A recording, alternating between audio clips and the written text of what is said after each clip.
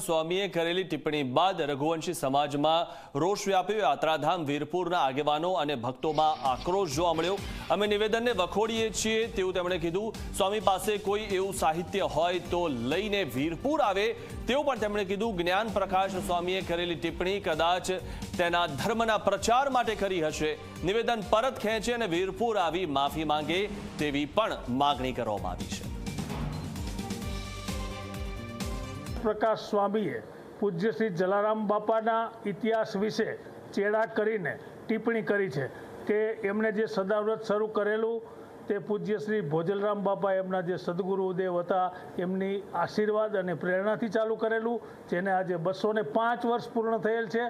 એ લોકોએ એવી વાત સ્વામીએ કરી છે કે ગુણાતીતાનંદ સ્વામી નામના કોઈ સ્વામિનારાયણ સંતે આ સદાવ્રત શરૂ કરેલું, જે માટે મંદિરના સંચાલકો ભરતભાઈ ચાંદ્રાણીએ પણ પોતાનું નિવેદન વ્યક્ત કર્યું છે। વીરપુર ગામમાં પણ આ પ્રશ્ને ભયંકર રોષ ફાટી નીકળ્યો છે।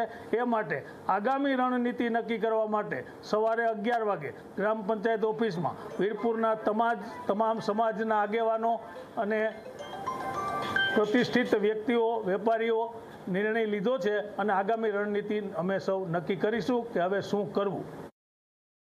જ્ઞાન પ્રકાશ સ્વામીએ કીધેલી વાતો એ એના ધર્મના પ્રચાર માટે કદાચ કરી હશે, પણ સત્ય હકીકત મેં કીધું એમ ભોજલરામ બાપાની પ્રેરણા, ભગવાન રામનો આશીર્વાદ છે।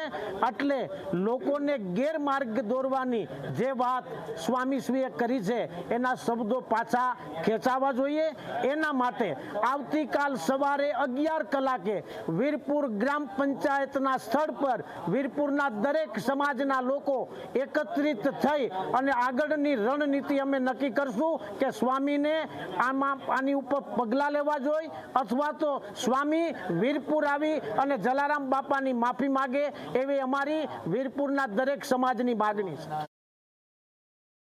સંત શિરોમણી જલારામ બાપાના વિશે જે કોઈ જ્ઞાન પ્રકાશ સ્વામી જેવા વ્યક્તિએ કોઈ જે ટિપ્પણી કરી છે જેને એનું જ્ઞાન નથી, ખરેખર એની જે ટિપ્પણી છે ને અમે વીરપુર ગામ વતી અને સરપંચ વતી અમે એને વખોડીએ છીએ અને આવી ટિપ્પણી ખરેખર કરવી ન જોઈએ ને। અને જે કાંઈ એની પાસે આવું સાહિત્ય હોય તો એ લઈ અને વીરપુર આવી જાય।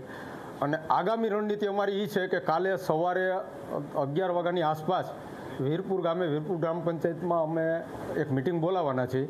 એની અંદર તમામ સંસ્થાના આગેવાનો અને અગ્રણીઓ બધા ભેગા થઈ અને આગળની રણનીતિમાં જે કાંઈ કાર્ય નક્કી કરશું એ પ્રમાણે અમે આગળ વધશું।